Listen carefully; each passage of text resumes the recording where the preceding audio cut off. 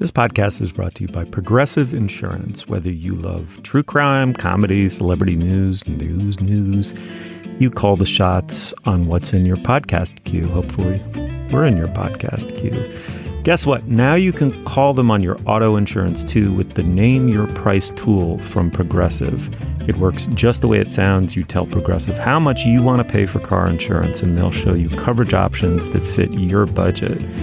Get your quote today at Progressive.com to join over 28 million drivers who trust Progressive. Progressive Casualty Insurance Company and Affiliates. Price and coverage match limited by state law.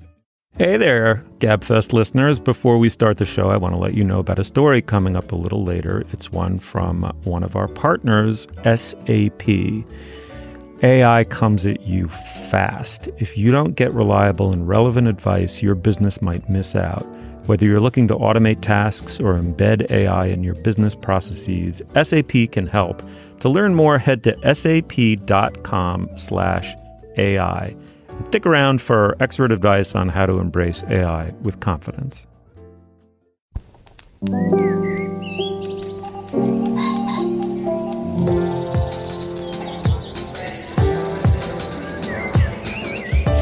Hello, I'm Dana Stevens, and this is the Slate Culture Gabfest Has the Bear Jumped the Shark edition. It's Wednesday, July 10th, 2024, and on this week's show, we will talk about the recently released third season of FX on Hulu's much-acclaimed and multiple Emmy-winning comedy drama, The Bear, Fancy Dance, a new indie movie starring Lily Gladstone, and a recent article that asks the, to my mind, highly timely question, why does there have to be an app for everything? I'm joined today live in the Slate studio by critic, beloved, longtime colleague, Stephen Metcalf. Hi, Stephen. Hey, Dana. I'm so glad to know you beloved me. I beloved you, too.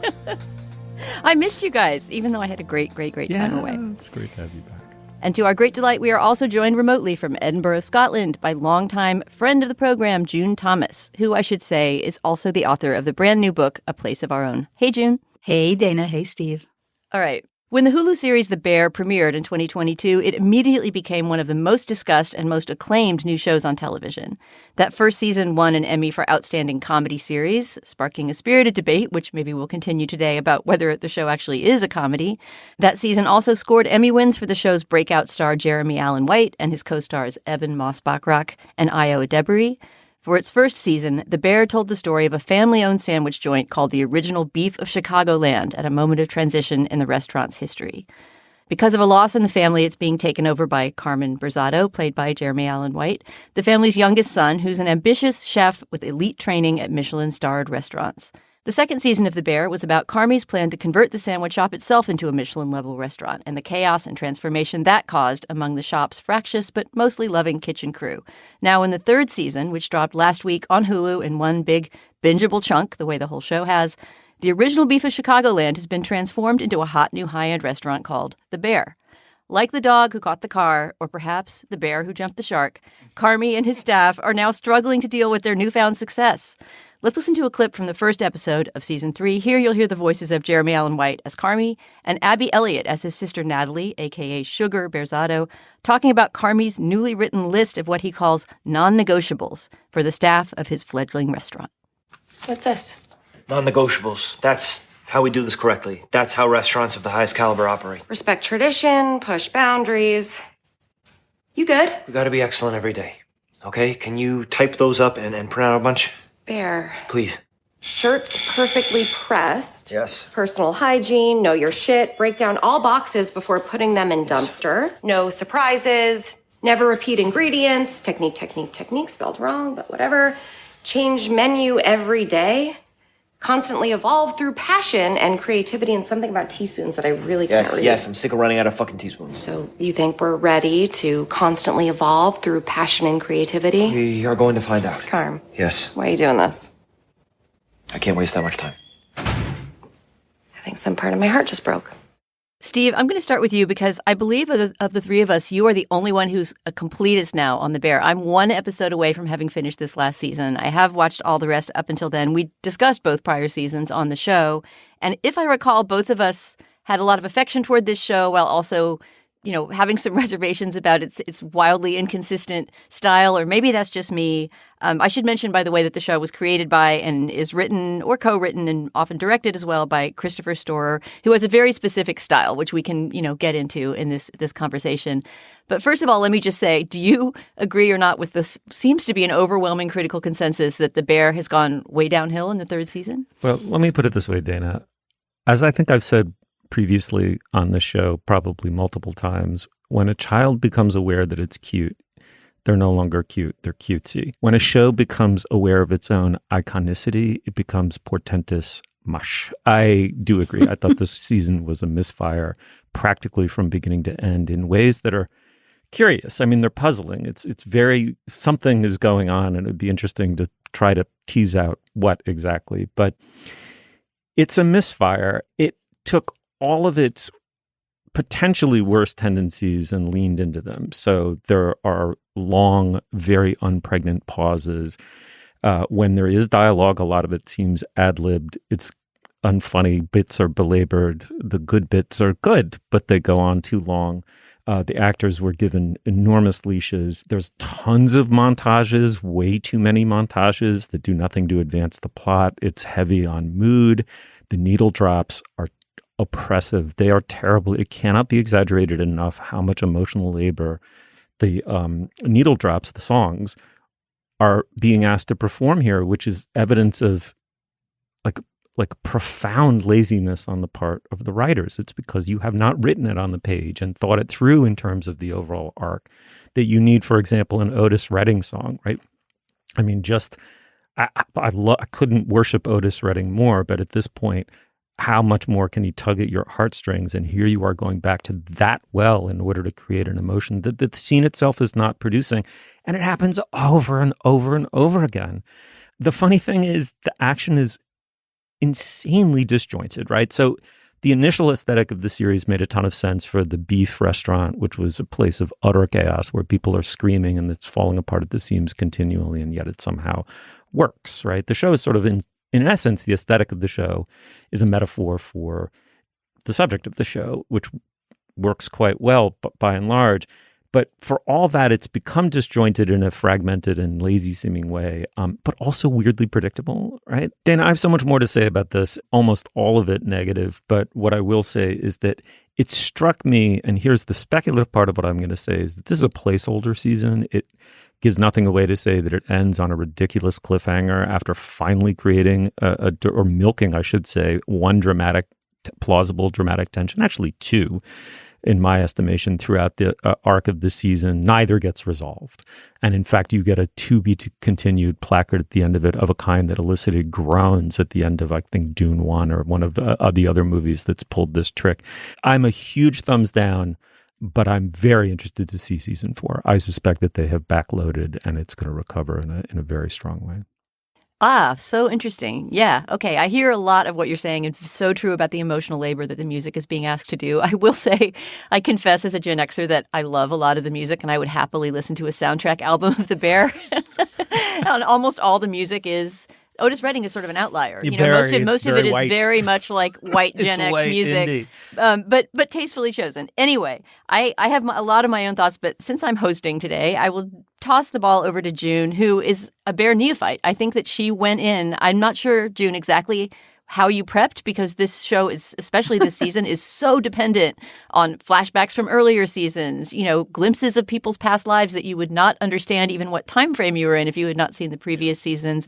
As you were saying about montages, Steve, the first episode of season 3 is almost entirely a montage, right? And it's a very vibes-rich montage that kind of submerges you back into the Bear universe. But June, if you hadn't previously visited the Bear universe, you would be totally at sea, right? Well, yes and no. So I am indeed a neophyte. I was like, oh my God, what am I supposed to do now? There's, 26 episodes. What am I going to do? And I did what any sensible person would do. I cried for a while, and then I turned on my TV and I watched I think it was 5 episodes from season 1, 2 from season 2, and 2 from season 3.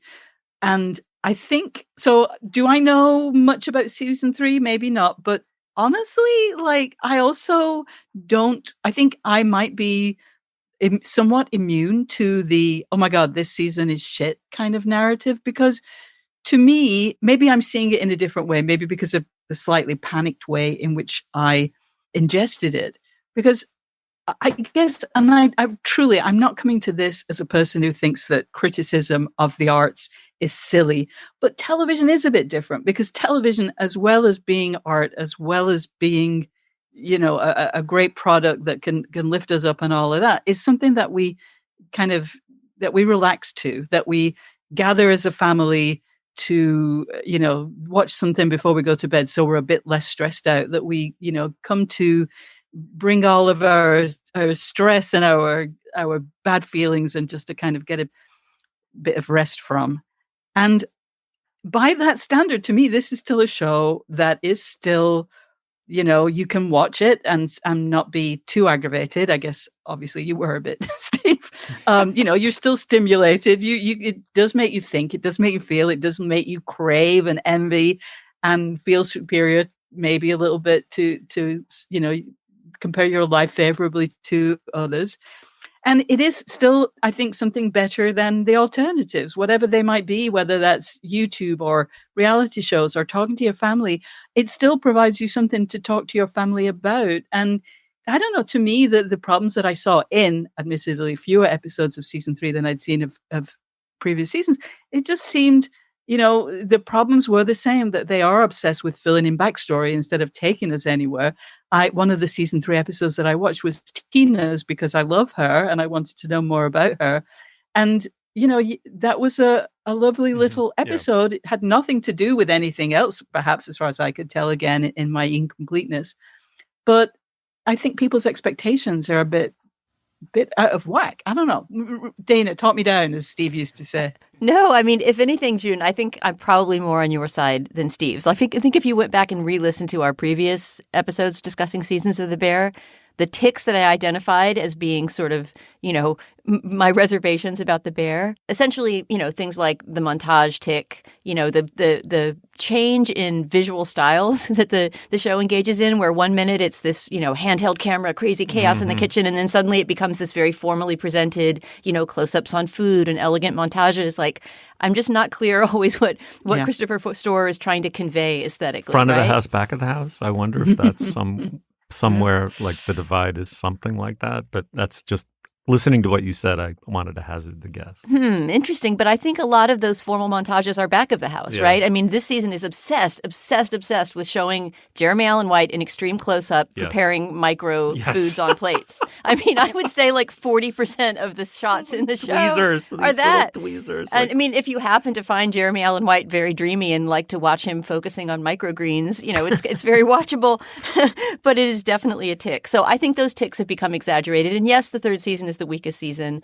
But I also agree with June that it's ultimately, what genre is the bear, right? That's a question that I scribbled down as I was watching this season, not just because of, the sort of funny debate that popped up around the Emmys where people were saying, oh, the bear is calling itself a drama, so as to snag this prestigious award, but it's actually a comedy show. It's a half-hour format, which is unusual for a drama. I'm just curious what the two of you think it is. Jack Hamilton in Slate, who wrote a very funny pan of the third season, he doesn't like the whole show at all, called it a melodrama. He said at heart it's a melodrama. I actually disagree with that, although it certainly has strains of melodrama running through it. I don't think the show itself quite knows what genre it is and sometimes plays with that. But ultimately, it's a hangout show, right? I mean, it's a show where you like the characters enough and the actors who play them. You enjoy their sort of, apparently improvised and apparently sometimes strained banter enough that you sort of enjoy hanging out with them. And even though I see all the flaws you were talking about, Steve, I also popped these like starbursts and can't wait to watch the last one and can't wait for the next season. Fair enough. I don't have the genre problem for the following reasons. What genre is Fleabag? What genre is Baby Reindeer? It's peak TV. They're all dramedies, right? They all have poignancy, humor, some melodrama. I don't find that confusion doesn't make the bear harder for me to appreciate or like or dislike. One thing I'm very curious to ask both of you is, it seems to me there are two trends working against this season of The Bear in particular, which is he's going for a Michelin star, right? That is one of the things that propels a lot of the action of the third season is he has decided to go all in on the toxicity, the toxic cheficity necessarily to win a Michelin star and be considered a top restaurant in the world. And so his megalomania drives a lot of what happens, center of a lot of what happens vis-a-vis the restaurant, at least over the course of the episode. Well, two things. One is that, first of all, we're in this world of fine dining, which has been exposed on two fronts. One is the toxicity of the chefs who drove it, including, as people have pointed out, many of the ones that are given very warm, very sympathetic cameos over season 3. Another lazy feature of the show is that there's a lot of sort of chef star power. So there's Thomas Keller, there's Red Zeppi, many of the others I don't know, but people with Daniel Boulud. And they're all portrayed, I mean, they've agreed to appear as themselves as these avuncular, sort of tutelary deities or something that have as much warmth as they do, depth of knowledge, which turns out to not be true of many of them. In fact, they are and have been called out as toxic chefs, and in Red Zeppi's case, is even abjectly apologized for being one. So there's a sense that the culture around these restaurants is toxic. Now, I understand the show's about that, but it opens up this question of many of these people were his mentors, but he's imitating the one mentor who's fictional, because it has to be a fictional character. The toxic one has to be fictional. He is following in the footsteps of the one toxic one who's been this kind of life hangover, this trauma hangover that Jeremy Allen White's character, Berizzato, has suffered from. This guy inflicted so much emotional damage on him. And now we're watching him turn into that person in search of that Michelin star. And secondly, all these microgreens and these surgical sort of instruments used to make food that's being sold to the upper 1%. It's a grotesque enterprise from both angles. And I couldn't not think of that, how much I hate these restaurants, how much I hate having overpaid to eat at a couple of them in my life, and how much I dislike the culture that defines the back of the house. What are we rooting for here? Yeah, that felt to me, even with my more limited exposure, felt like the sort of the aspect of hope that was very much part of the show in the beginning, especially in the first season. That something that was also present in *Halt and Catch Fire*, to name another show that I think is like it. It was set in a world, a workplace that, unlike every other workplace, probably that we have had physical exposure to in real life, and also that we see on television, where there was a possibility, maybe a slight possibility, maybe an unlikely possibility, but that if you worked hard, if you showed up, if you were consistent, if you did things right, if you avoided shortcuts, if you have talent, if you do everything right, you might succeed, you might be able to do something a bit different, you might please people, and you might give people a home, whether it's the people that you're feeding and nourishing or the people who work with you or for you. And there was a warmth, there were some tweezers in the early season, and certainly in season 1, but like as a flashback, once you get the tweezers out a lot, you're losing that hope and that sort of that feeling of optimism somehow, and possibility. It's just a possibility of a very expensive, potentially, transformative meal, but that will almost certainly be a disappointment. I wonder, though, if the fourth season is going to take that on, since every season has sort of had a different, age in the life of the restaurant The Bear, right? Before it existed, it being put together. Now it's being launched to great success, and it's very clear that success is taking a big toll on the people in the restaurant. I have the feeling that somewhere in the fourth season, they're going to move back towards something that's more like the original beef, right? Which is still operating within the restaurant. There's an interesting sort of back window where, more working class, ordinary people just come and still get the old sandwich at a window. All right. I think that The Bear is a rich enough text that I would recommend listeners keep on watching it if they already started watching it. Wouldn't you agree, even as a third season hater, Steve? Yes, and in prediction, I think season 4 is going to be tremendously good. They're going to pay this out. I really believe it. Yes, chef.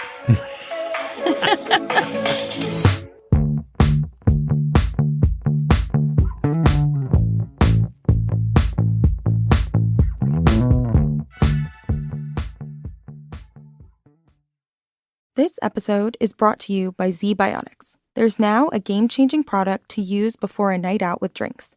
It's called ZBiotics. Let's face it, after a night with drinks, it's tough to bounce back the next day. You have to make a choice. You can either have a great night or a great next day. ZBiotics is a surefire way to wake up feeling fresh after a night of drinking. ZBiotics pre-alcohol probiotic drink is the world's first genetically engineered probiotic. It was invented by PhD scientists to tackle rough mornings after drinking. Here's how it works. When you drink, alcohol gets converted into a toxic byproduct in the gut. It's this byproduct, not dehydration, that's to blame for your rough next day. ZBiotics produces an enzyme to break this byproduct down. Just remember to make ZBiotics your first drink of the night, drink responsibly, and you'll feel your best tomorrow. Go to zbiotics.com/culture to get 15% off your first order when you use culture at checkout. ZBiotics is backed with 100% money-back guarantee, so if you're unsatisfied for any reason, they'll refund your money, no questions asked. Remember to head to zbiotics.com/culture and use the code CULTURE at checkout for 15% off. Have you heard who the latest power couple is? Well, you won't see this coming. It's Discover and Cash Back. Feeling let down? You won't be when you hear how Discover automatically doubles the cash back earned on your credit card at the end of your first year with Cashback Match. All with no sign-up required and no limit to how much they'll match. See? Isn't that a couple you want to root for? Get rewarded no matter who you are or how much you spend with Discover. See terms at discover.com/creditcard. Steve, before we go on with the show, it's the moment when we do our business. What have we got this week? Okay, we have a couple of little items to talk about today, Dana, one of which is we got an amazing, truly amazing response. I believe record-busting response for the Summer Strut episode. Hundreds of songs, maybe 400 or 500. We are very grateful, but we can accept no more. We're bursting already. So thank you for that. The deadline has passed. The only other business is to tell you about today's Slate Plus segment. I think this one's kind of extra, poignant, as in it's kind of jabbing between my ribs sharply a little bit. It's about how do you find new interests, new activities, just newness in your life as you age. And as the listener who wrote in said, to put it a little negatively, how do you avoid becoming a cranky old man? In my case, too late. Too bad, so sad. If you're not a Slate Plus member, you can sign up today at slate.com/culturefest. All right, Dana, let's get back to the gab. Erica Tremblay is a documentary filmmaker. She's also written and directed several episodes of the wonderful FX series Reservation Dogs, which we've talked about on this show. But Fancy Dance marks the fiction feature debut of Erica Tremblay, so it is a sort of launching of a new stage of her career. Fancy Dance actually premiered at Sundance in early 2023. It's been languishing undistributed for all the time since then, despite an excellent reception at the festival. Its star, Lily Gladstone, used the platform her Oscar campaign for Killers of the Flower Moon provided, for which she should have won the Oscar, by the way, to advocate for the distribution of Fancy Dance. The movie has finally been picked up by Apple Plus, where it's now streaming after a short theatrical run. In the film, Gladstone plays Jax Goodiron, a member of the Seneca Cayuga Nation who lives on the tribe's Oklahoma reservation with her sister and her niece. Before the film begins, Jax's sister has suddenly and inexplicably disappeared. Jax is left in charge of her 13-year-old niece, Roki, played by Isabel DeRoy Olsen. As we learn early on in the film, Jax makes her living as a small-time hustler and occasionally sells drugs for a reservation crime lord. Though she is a devoted guardian to her niece, her criminal record provides reason enough for the state to remove Roki from her care and place her instead with her white grandparents.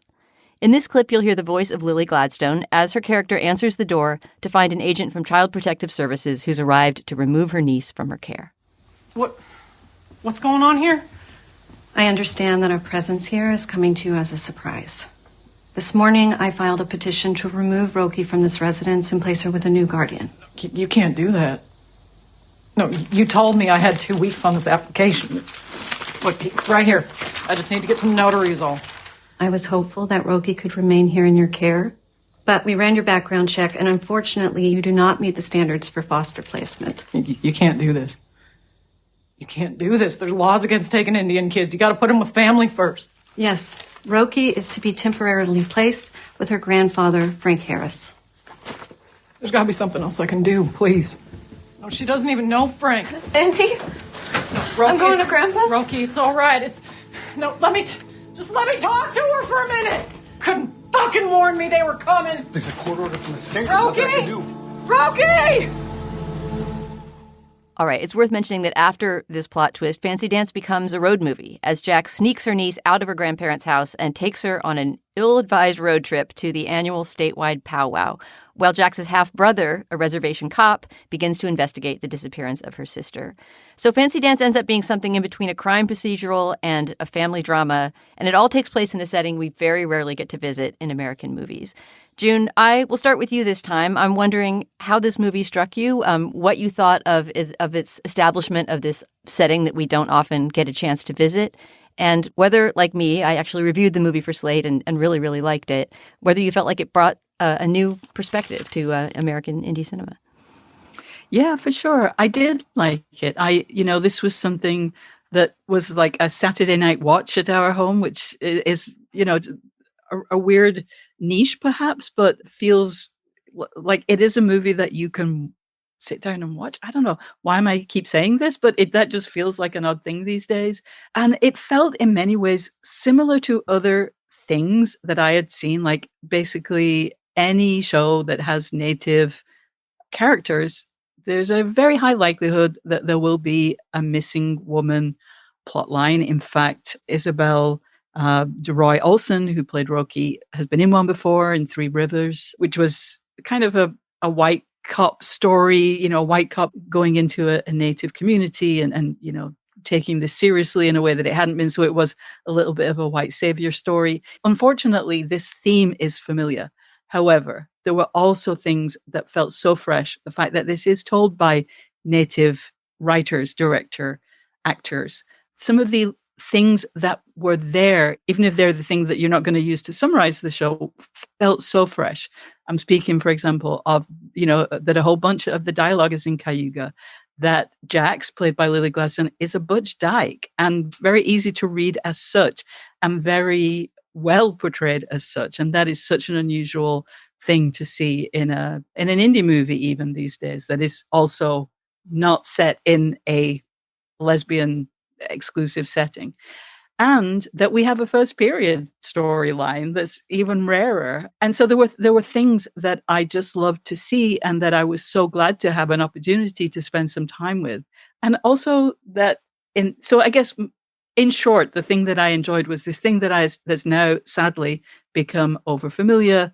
The missing Indigenous woman storyline had these elements that I found fresh and surprising, even though it wasn't like an unrealistic storyline. The story is believable, but it also, because of the way it was played, felt refreshing and novel. Yeah, I think in a way, June, that the story of the missing sister is the movie's weak point. Not in the sense that it should be taken out. I mean, it's a crucial backdrop, right? It's the reason that the aunt and niece are on the road trip in the first place. The movie is really sort of an anguished, cry about the real life epidemic of missing and murdered Indigenous women. But I thought that the crime procedural part of it, right, the part where the half-brother of Jax, who's a cop on the reservation, starts to investigate, felt disjointed and not quite finished. That was a thread of the movie that, as you say, June, maybe felt overfamiliar from other sort of crime movies about murdered or missing women. And that the real heart of the movie was the aunt-niece relationship. I'm not sure if a rewrite could have fixed that, but that felt like something that wasn't entirely wholly integrated into the movie. It didn't keep me from loving that aunt-niece relationship. And we haven't mentioned it yet, but loving Lily Gladstone's performance. Yes. Like, she's just such a marvel. I mean, if you've seen her in, not just Killers of the Flower Moon, but Certain Women and her part on Reservation Dogs, she's so different every time. And to see her playing someone who has that quality of kind of reserve that her character did in Killers of the Flower Moon, but is also kind of abrasive, right? I mean, her character is often quite off-putting in this movie, and yet she's absolutely someone that you care for and root for. Anyway, Steve, I feel like I'm being the big cheerleader and I'm not letting you talk. Fancy Dance, what'd you think? I think one of the worries I have when watching and then reviewing, as it were, a movie like this is that one will like it and then it'll have the aura of condescending grade inflation when you describe liking it. No such issue here. I loved this movie and I loved it almost unreservedly. In fact, I wasn't bothered by the missing Native woman storyline. I thought it was important to the movie because the instigating action of the picture isn't really the disappearance in some ways. It's the the story is instigated by the FBI's indifference to her disappearance in some sense. And that foists a responsibility on the community to find this person and try to solve the fact that she's missing. And so right away built into all of that detective story is this overwhelming force of white indifference to the fate of the entire reservation, but in particular women who go missing. I think there's something really measured and true about this film. Its reach is completely in line with its grasp in a very good way. I never felt like it overplayed anything, which is exceedingly hard for a movie that in its essence is this wrenching. The performances are mind-boggling. I liked everybody in this movie. And so much of the movie and so much of the poignancy of the movie is centered on her. I thought it was really interesting the way white characters were treated in this film because they're not demonized. Individual villainy is not a large part of this movie, with the exception of a drug buyer who's obviously demonic. But otherwise, everyone is in a social situation that's highly complex and they can exert very little individual control over. And whiteness doesn't get off the hook, right? It's very much a movie about a white supremacist society and the historical damage that it inflicted on a population that it decimated, quite literally, I mean, more than decimated, in the initial act of theft. And let me also say, I think the movie gets better and better and better, right? That relationship between the aunt and the niece is captivating and heartbreaking. And secondly, as it begins to introduce what in a lesser movie would be sort of, I don't know, thriller plot elements, even if they paid off and were deftly done, that's secondary to a payoff that I don't want to give away that comes in the very last scene of the movie that is mind-boggling in its beauty and depth of understanding. I found this movie profoundly moving. And what I would throw back to both of you, if you're interested in engaging with it, is among the painful things about this film is that she should stay with her aunt, right? Stipulated, that is the emotional bond. The aunt has been a tremendous caregiver and the love bond between them. There's a key moment in the movie when the Cayuga word for aunt and mother are being gone over and your heart breaks in 1,000 pieces. So nothing I'm going to say is meant to indicate that that's not the primary caregiving relationship and that it ought to abide. And it's a crime to remove her from that household. But we also know that that girl's life chances are enhanced if she ends up with the white grandparents. I don't think that that's highly emphasized by the film, but they are not demonized. I mean, especially the step-grandmother is clueless, but she's not malevolent in a way. This movie has a tenderness and a trueness to it. Did not expect to like it. Maybe I'd like it in a kind of like, whatever. I really loved this movie. I thought it was a real achievement, and I'm glad that it's found the light of day. Yeah, Steve, you loving it that much has actually kind of freed me to love this movie as much as I want to love it. I do think that there is an element of the crime story that doesn't quite work, and I'm not sure if that's not at all because it should not be there, right? Yeah, it's because it maybe needs to be fleshed out a little bit. I mean, I say this in my review on Slate, like the last 15 minutes of the movie or so feel a bit rushed to me because they're trying to get through those thriller elements you were talking about, what's happened to the sister, how the aunt and the niece are going to kind of conclude their adventure, which at this point, they're on the run from the law, et cetera. There's a lot to be resolved. And I don't think that all of that is resolved with quite the shapeliness that it might be in a movie that was balancing those two elements perfectly. But that didn't matter to me at all because the heart of the movie is the aunt and the niece. And the very ending, which I won't spoil, the very last scene, I agree, is just pure sublimity, such a perfect ending for this movie. Absolutely. And it really gets to the part of the movie that matters. Yeah, so maybe it's not the most important thing that there's a somewhat overfamiliar crime story that's sort of left in suspension a bit. And as you say, Steve, everyone's great. Shea Wiggum as the grandfather. He's terrific. He's always welcome. Never so not happy good. to see Shea Wiggum. And as you say, the white grandparents are so well written. They're not malevolent at all. They're often clueless, right? You see how, as you say, that they're sort of mired in a system that they're not fully aware of, but that they still benefit from immense privilege because of.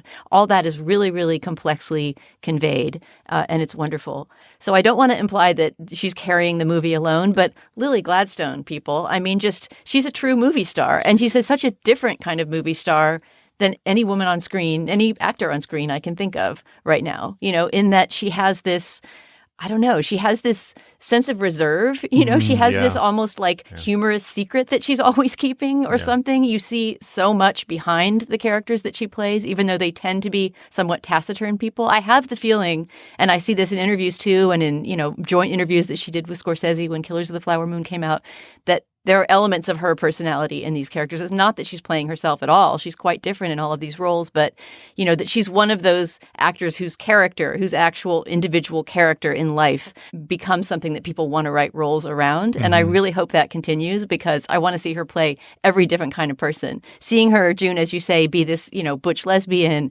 seeing her be kind of angry and grumpy, you know, very different from her much more serene character in Killers of the Flower Moon. It made me, you know, want to see everything. I want to see like drunk Lily Gladstone and manic Lily Gladstone and whatever people want to write for her to do. Anyway, Fancy Dance might be playing in theaters in some cities, but I think basically now you find it on Apple TV Plus, and I really hope people seek it out because it's a special movie.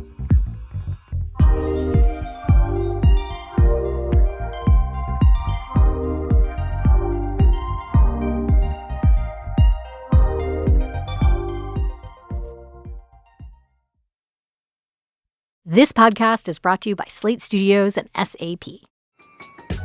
AI is moving so fast. If you don't get reliable and relevant advice, your business might miss out. Welcome to Dear Artie, an advice column from SAP, where we tackle the tricky questions at the intersection of AI and business. Let's meet our expert. Hi, I'm Ian Khan. I'm a technology futurist, speaker, and author, and I love to help organizations measure their current state of readiness for an AI-driven world. I'm excited to dive into today's question. Dear Artie, our finance team is top-notch, but small. How can AI support them? Signed, Financially Drained. Well, financially drained, a lot is happening in finance and AI, and the possibilities are endless. First of all, AI can help your finance team analyze massive amounts of financial data faster than any human or a team of people could do. Second, it can help perform functions on data through algorithms. This can connect different systems together and really simplify decision-making for your finance team. And last but not least, AI can help reduce the time needed for data to provide insights so that your leaders can make faster decisions. Embrace AI with confidence.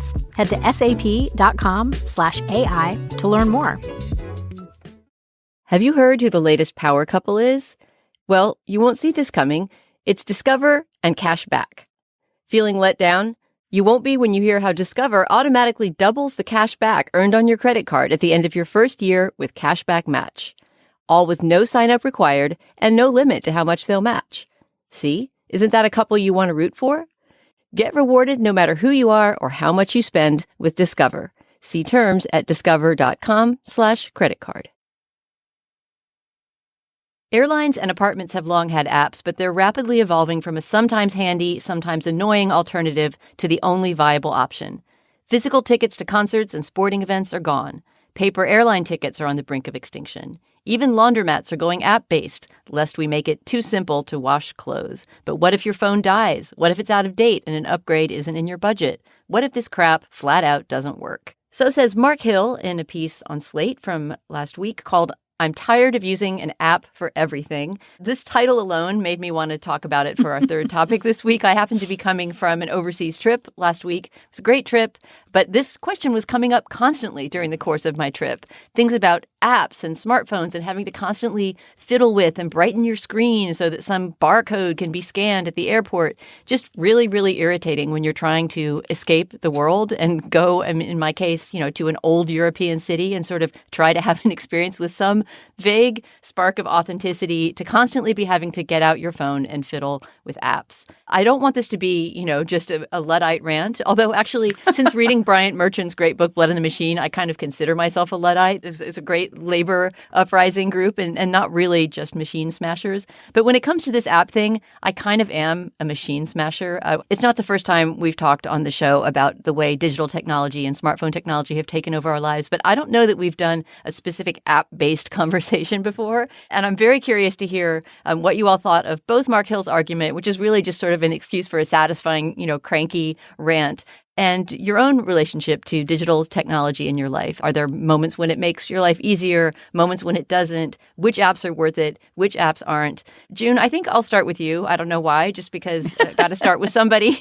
Are you too tired of using an app for everything? Did you identify with this piece as much as I did? I mean, it was a great piece. It's very hard to imagine anyone not finish it and going, right on to the barricades, mes amis. I mean, how do you argue with it? At the same time, I feel a need to mount a slightly rousing defense of apps. I mean, when they work and when you kind of follow protocol and do what the companies want you to do, they can be really helpful. I mean, traveling, yes, you're right, Dana, that it is forced on you. If you are trying to have a kind of a calm, Zen-like vacation where you get away from it all, it just wants to rush back and force you to engage again. But for example, when you're traveling, if you are, if something's going wrong with the train or the plane, which it so often is, without variance, in my experience, the best way to find out what the hell is going on is to use the app. And it's not for a good reason. It's because the companies don't want to go to the trouble of communicating with you by making an announcement or by, sharing some important information other than on their app. So if you want to know, you will find the information most likely, or the place you are most likely to find the information that you need is on the app. So if you are able and willing to use the app, they can be great. But sure, it's the coercion. It's the fact that in so many situations in life these days, there is no alternative. And I certainly feel pushed around. I feel bullied. I feel like this kind of notion that I can almost hear Stephen laughing at before I even say it, that the customer is always right. Well, no, the customer now is just a thing to be, told what to do by the company. And, I think we all rankle at that. But, I also don't really know how to rage against the machine because we're kind of here now. And I don't really see it changing except to get even more intensely so. Am I wrong? I don't know. Steve, what do you think? I mean, it just occurred to me when June was talking about this, that part of how I feel is that this kind of digital barrier to being able to achieve something that you would have had other means to do, right, in the pre-smartphone age, feels to me insulting to the consumer because it's basically making you a worker, right? It's putting work on you, saying like, oh, you want an airplane ticket? Oh, well, go to the App Store and get this and do two-factor authentication and enter all your digital data and we're going to track you. And then you can get your stupid little piece of paper to get on the plane or the equivalent of the stupid little piece of paper. And that's just making us do the work. I mean, this is only tangentially related, but it's sort of like QR code menus, which I think, now they're sort of falling out of fashion because everyone hates them, right? Nobody wants to sit down at a restaurant, get out their phone with the friend and that their they glasses. came to talk to, right? You got to exactly find your reading glasses. And then you're both like hunching over a phone. To me, that is the ultimate insult. The restaurant doesn't think you're worthy of printing out a menu, presenting the options to you. It's making you essentially like go into their kitchen inventory and start looking in their refrigerator to figure out what you're going to order for dinner. That, as I say, is only tangentially related to the app thing. But that's what rankles with me, is the idea that like you're making me do extra work in order to get the service that I'm paying you to provide. All right, my rant's over. Steve, how do you feel about all this? Unsatisfyingly mixed feelings, though I think I'll work myself into a lather, but I'm going to get there somewhat slowly. This was the deal. This was a contract we signed without reading it at all, if we even signed it. But we are the product, right? That's our contribution to the digital age. Our data is the thing that people want, and they want to bundle it and sell it to third parties, in exchange for which we get massive efficiencies and conveniences for free. I'm clearly old enough to remember the age of paper maps and getting lost, and there was sometimes a real charm to that. My honeymoon was in Paris. There was this classical, I can't remember the name of it, but that tiny booklet of the maps of all of Paris, It came in a little maroon unmarked binder. And the maps folded out? Yes, and sometimes the maps folded out. And just finding your way without the elbow jogging and just, the omniscience, right? Like of course, there are obvious gains, massive upside gains in having pocket omniscience with an iPhone. But there's something also about learning to make your own way. And the unexpected, right? Now you know exactly where you're going and why, and you know exactly which. I'm not going to pay attention to Yelp. That's not snobby enough. Well, I pay attention to this, and it tells me to go here, and on and on. But sort of wandering destinationless and making surprising discoveries is no longer part of travel. Here's where the lather comes in. The contract is now gone completely out of whack, and we're in what you might call the holistic and shitification phase of the internet, the hyper monetization phase. And what I find so insulting about it is it's a hat trick of enshittification. We pay for things, right? It's no longer, the contract's totally broken. I mean, I want a half decent weather app that doesn't have intentionally annoying ads on it to force me to pay for the premium one. I have to pay for a friggin' weather app, even though you know where they all get the information from the publicly funded meteorological wing of the federal government. So sometimes you pay for things at least twice. They still manage to find a way to hit you with ads. Hulu is just a grotesque streaming service. It is so unbelievably worse than its major competitors, regardless of the quality of the content. The way that it blitzes you with ads, even though I believe I pay among the top amounts of money to Hulu on a monthly basis. My God. And the bear is nonetheless loaded up with it. Which should just interrupt the show randomly, right? Because there's no ad break. Exactly, because it's not created with ad breaks in mind. And the third goal in the hat trick of enshittification is they sell our privacy to third parties relentlessly anyway. So we're being monetized from every angle. And meanwhile, the services get worse and more glitchy, more kludgy. And for reasons that are horrific also, because for one thing, you're hostage to a planned obsolescence cycle that can be reinforced by making things slightly incompatible until you upgrade, which always means buying a new iPhone after about 3 years and a new laptop after about 3 years. The software, these independent developers and the third-party app developers are, developing for the latest version of everything. So you get an enshittified version of it unless you buy fresh hardware. And just to sum up, there are two large trends I'm describing here. One is what begins in a new frontier utopia in America always ends up with monopoly rent seeking, and we're there.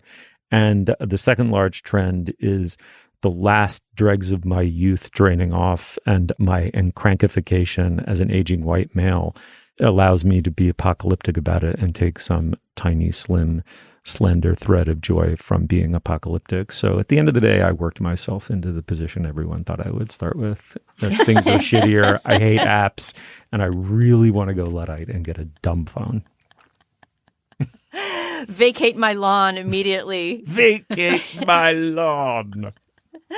I mean, here's a business angle that I did not know about this going in. One of our research documents from, I think it was Forbes magazine, was talking about the idea that apps aren't even good for most businesses that use them, that there's a kind of app fever going on among every company, right? Because they see apps that did actually transform business, things like, I don't know, I mean, would you call Airbnb an app? I mean, I'm thinking about Airbnb, Uber, things like that, right? Uber, absolutely. Right, Yeah. Uber, Lyft, those things actually transformed the way, we do transportation, right? But that sort of golden age of apps, right, that we might think of as sort of the early smartphone era, right, from maybe 2009 up until the last, I don't know, the 10 years after that or so, has given way to this era when every business, even if they're small and the app doesn't offer anything in particular that a website wouldn't offer, think that they have to have one.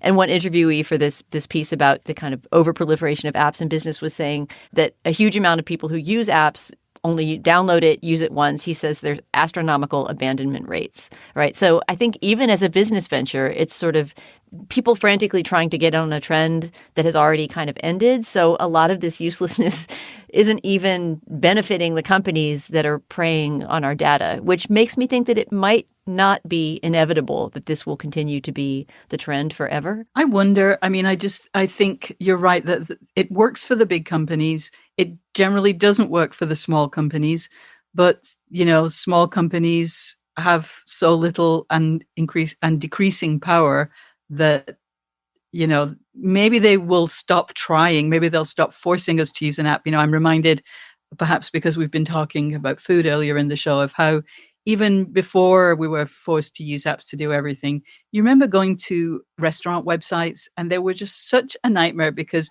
for the same reason, they wanted to control your experience. They wanted you to see things just exactly the way they wanted you to see things, not what your browser wanted to display, they wanted to override whatever controls you would put on your browser. And it's the same thing that, the small companies, I think at some point will stop trying to, put everything into an app. But by then it will be too late. The big companies will have eaten them up anyway. And they'll, maybe they won't spend their last $5 on trying to build an app. But that doesn't exactly fill me with hope for, the disappearance of apps. When you have to use an app to use a laundrette, to use a communal washing machine, there is no hope after that. That's it. That's the end. That's the end. Oh, yeah. My mom was describing, she's in her 80s. She rarely drives, doesn't have a car, but she borrowed someone's car to do an errand, right? And went to this place where she had to pick something up. In order to park in this place, you needed to download an app. Jesus. And so she has an old phone. I mean, my mom is pretty technologically with it for somebody of her age, but she could not figure out how to download this app, put her information in it, and park. So she just drove back home and didn't get to do the errand. I mean, there's huge accessibility issues, right? Like, we're not even getting into, what if you're visually disabled? What if you can't afford a smartphone? Like, we should not design businesses such that they intentionally exclude people who aren't technologically up to date and fully abled, right? I mean, then we start to get into no cash businesses, right? Which is another horrible new phenomenon. Okay, now at this point, this is just all three of us shaking our withered fists in the air. But I'm curious, maybe our listeners have some pushback. Maybe they want to tell us about apps that have changed their lives. There certainly are wonderful apps out there, and we're endorsing them on the show all the time. Tons of apps on my phone that I wouldn't want to live without. Cherish, yeah. Right, yay. The whole thing that I find just maddening is when you have to, just imagine if you could only experience birdsong if you had that Merlin app. If there are some things that just can't be and appified, to the exclusion of all else. And thank God for that. God. I mean, the Merlin app is incredible, right? But yeah, that's a very dystopic vision, right? A kind of Fahrenheit 451 vision. Like, well, the birds are gone, but I've got my Merlin app. On that note. Stop. All right. Write us in some of your favorites to get us, let yourself onto our lawn and tell us that we're wrong, please, at culturefest@slate.com.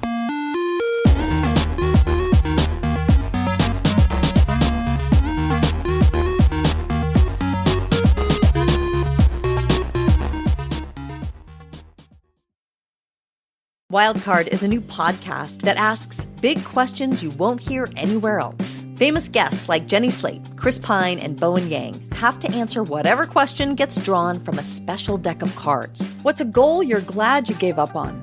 What's a belief you had to let go of? Oh. What's the biggest sacrifice you've ever made? Listen to Wildcard wherever you get your podcasts, only from NPR. Well, we've done it. We've zoomed through another episode of the Slate Culture Gabfest, and we've reached the moment when we endorse. June, you are our guest from afar this week, so I'll start with you. What was the special cultural experience you had this week that you want to tell listeners about? Well, I had another one, but then something happened on Monday that I had to rip it up, and I was just so moved. I feel like such a soppy cow for talking about this thing, but oh my God, I was just so kind of affected by it. So, as you know, we had an election in Britain last Thursday, general election. It was a big change election. There were a lot of new MPs, a lot of unseatings. And on Monday, social media was full of new MPs doing these very earnest posts about they're going to London, they're going to represent their constituents. It's a new day, it's a new dawn. And I found it really quite affecting, as I said. But then there was one that I swear, I every time I watch it or listen to it, I get a little bit choked up. And so this was in Carmarthen in Wales. Anne Davies won that seat for Plaid Cymru, the Party of Wales, the Welsh Nationalist Party. And on Monday, when she went to the train station to take the train to London to go do her House of Commons orientation, a whole bunch of her constituents were waiting for her, when she was there to take the 7:23 train, and they greeted her and they sent her off. And there are several things online where you can see this crowd that had gathered for her singing the Welsh national anthem.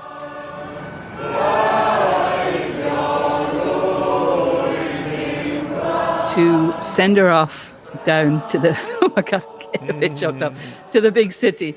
Of course, it's in Welsh. Welsh people sing beautifully.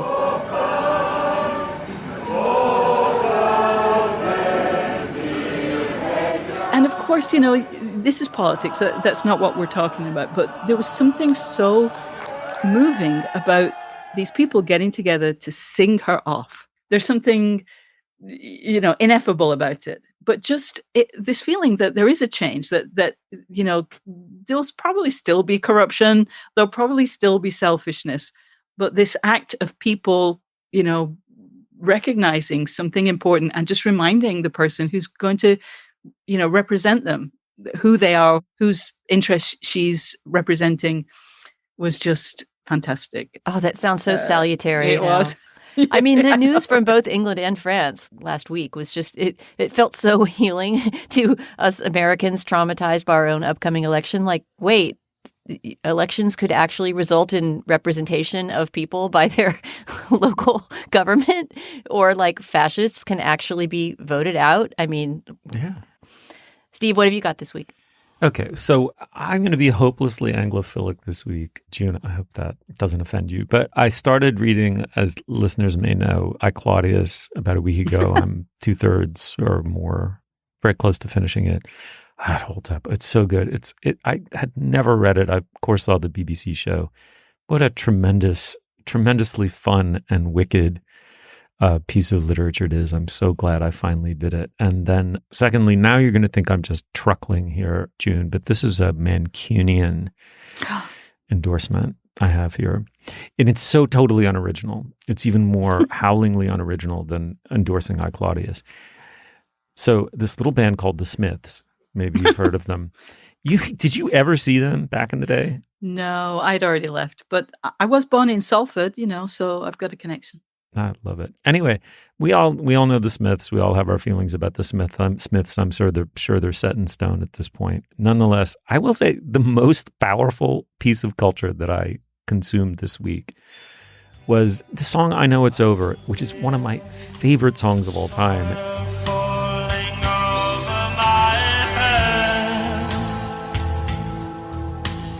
And what's wonderful about it is that I think somewhat underappreciated mellifluity to Morrissey, right? He's such a scabrous, ironic, cutting and undercutting figure in many ways. And yet there is this side to him as a singer, and used to be maybe as an artist, as a person I can't say, but that had a tenderness to it that made the Smith, and the melancholy is quite real, whether it was self-pity or not. I guess people argue over, but there was a tenderness there that made the Smiths such an extraordinary band. I can feel the soil falling over my head. But the song "I Know It's Over" is one of the best examples of that, where he's either berating a lover or himself. I think it's unclear. If you're so handsome, why are you alone? And it's a slow-tempoed song, and there's an aura of menace and self-menacing to it. And then at a key crescendo moment, he sings, "It takes strength to be gentle and kind." It's so easy to love, it's so easy to hate. It takes strength to be gentle and kind. And it just isn't, it's not a song that I listened to a lot, and I'd forgotten that moment, and I found it so moving, and I went to the internet to see if I could find a live performance of them. And the thing about the Smiths is, what an astonishingly good live band they were in their heyday. There's something that it's not better, it's not worse, but there's something unique that a rock band in its absolute prime could deliver to an audience by way of a specific kind of euphoria. And the live performance from 1986 of the Smiths doing "I Know It's Over," it's Morrissey in his prime. The band has really made it, but Morrissey hasn't gone on to be a nasty xenophobe yet. And he's toying with his shirt as he sings it. It's a bravura vocal performance, and the band is absolutely tight and behind him. And the audience achieves that collective orgasm that rock and roll can deliver. It's really something, and we'll link to it. Morrissey and Marr, you could not beat them in their heyday. And the fact that they have not spoken in 40 years, it just The Severed Alliance. That's the subtitle of a book about Morrissey and Marr. I remember So an ex good. of mine reading that book, and every time the Smiths came up, we'd go, The Severed Alliance. But it is an incredible story of that band. Actually, a great parental moment of pride for me was when I heard my daughter listening to the Smiths alone in her room. Like, she just found them. Every teenager has to find them. they do. All right. I'm very, very excited about my endorsement this week. It's exactly the kind of thing I like to endorse, a little online tidbit that you might not know about otherwise. In fact, there are only 48 views on this YouTube video. So if anybody from the show listens to it, you will be greatly increasing the percentage of those who have seen it online. I discovered this last week during my trip to Portugal. I spent a week in Portugal with my daughter, mother-daughter trip after her high school graduation. It was so wonderful. We had 3 days in Lisbon and then 4 days in Porto, which I'd never been to before. Great city. Yeah, so fun to really explore. great city. So walkable. Like everything is 10 minutes from everything, and it's just beautiful. But my endorsement comes from something I encountered in Lisbon. So I had one day to myself in Lisbon. My daughter was off doing things with another friend we were traveling with. It was such a treat to be back there. I actually lived in Lisbon for 1 semester in grad school. And the reason I lived in Lisbon is at the time I was writing my dissertation on Fernando Pessoa, the great Portuguese poet. That was in the early 90s. I couldn't remember exactly what year it was, but I know it had to be before 1993, because in 1993, Fernando Pessoa's house, the house he lived in for the last 15 years of his life, was turned into a museum. And I remember that was sort of underway while I was there, but it wasn't opened yet. I really wish I had waited a year now to go, because it really would have, for one thing, it would have been a great help in my studies. Those texts are not digitized. If you know anything about Pessoa's archive, I won't get into it now, but essentially there were about 30,000 fragments of paper in a trunk, that are still being kind of collated and organized. And talk about pre-digital. At that time, you basically had to go to the Biblioteca Nacional and know exactly which fragment you were asking for. And it was impossible to get through that stuff unless you were an archivist. Now it's all wonderfully digitized at this house. I could not recommend this place more. It's maybe the best literary house museum, house of a writer museum I've ever been to. So well organized. If you knew nothing about Pessoa at all, you would learn so much. If you do know a lot about him, you're seeing incredible documents. Like the first thing I happened to glance at when I walked in under glass was the last sentence he ever wrote the day before he died. This, scribbled on a fragment of paper. It's that kind of stuff. They've got everything. What was right? the sentence? It was written in English, which he often wrote in, and it was, "I know not what tomorrow may bring."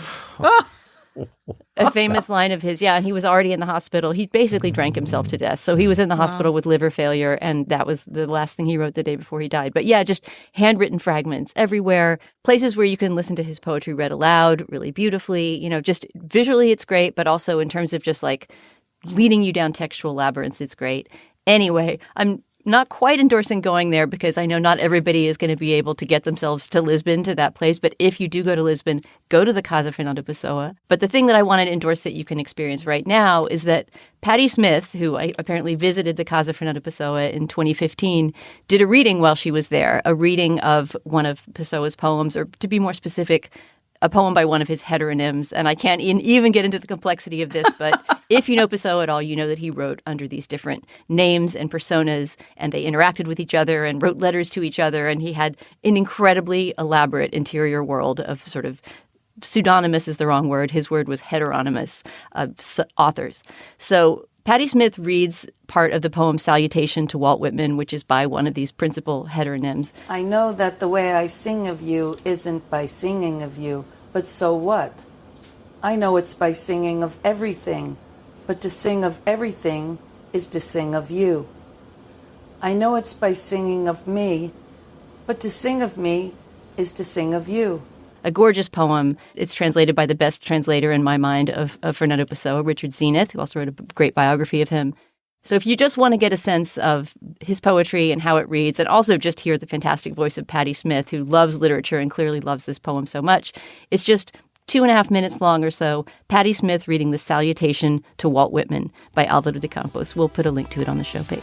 The whole universe of things, living beings and souls, the whole universe of men, women, and children, the whole universe of acts, gestures, feelings, thoughts, the whole universe of the things mankind makes, and the things...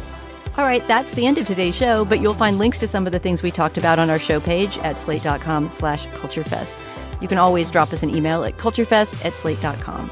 Our producer is Jared Downing, our production assistant is Kat Hong, and the composer of our theme music is Nicholas Bertel. For June Thomas and Stephen Metcalf, I'm Dana Stevens saying thank you so much for being a listener, and we'll talk to you again next week.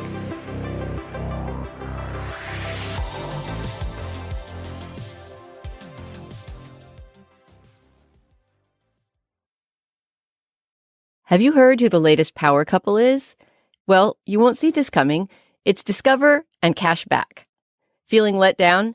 You won't be when you hear how Discover automatically doubles the cash back earned on your credit card at the end of your first year with Cashback Match. All with no sign-up required and no limit to how much they'll match. See? Isn't that a couple you want to root for? Get rewarded no matter who you are or how much you spend with Discover. See terms at discover.com/creditcard.